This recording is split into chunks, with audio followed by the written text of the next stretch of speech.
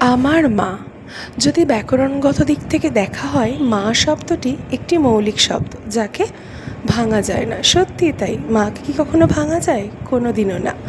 আমার কাছে আমার মা চিরন্তনের। আমার মা আমার কাছে অন্নপূর্ণা। যখন আমার মা আমাকে খেতে দেয়, তখন আমার কাছে আমার মা অন্নপূর্ণা। আমার মা যখন আমাকে কিছু জীবনের পথ দেখায়, তখন আমার মা আমার কাছে ফ্রেন্ড, ফিলোজফার, গাইড। যখন আমার মা আমাকে পড়াশোনা শেখায়, বুঝিয়ে দেয় কোনো বিষয়, আমার মা আমার কাছে সরস্বতী। যখন আমার মা আমার হাতে 100 টাকা গুঁজে দিয়ে বলে, আমি তোকে অনেক দিন কিছু হাতে দিইনি, এটা নে, আমার মা আমার কাছে আমার লক্ষ্মী। আমার মা আমার কাছে দুর্গা, যখন মা আমাকে শাসন করে। আমার মা আমার কাছে আমার অন্নদাত্রী, আমার মহীয়সী।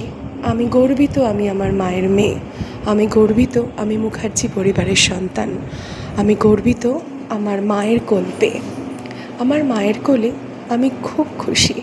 আমি চাই আমার মা ভীষণ ভালো থাকুক, তাহলে আমিও ভালো থাকবো। আই লাভ ইউ পুকুশ, I love you a lot. তবে হ্যাঁ, ভালোবাসাকে তো কখনো বিভক্ত করা যায় না।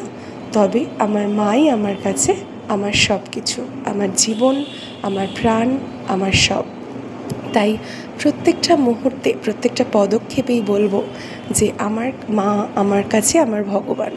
আমি আস্তিকতায় বিশ্বাসী। ভগবান আমি চোখে দেখিনি, তবে আমার মাই আমার কাছে আমার ঈশ্বর, আমার পরম পাওয়া, আমার পরম প্রাপ্তি।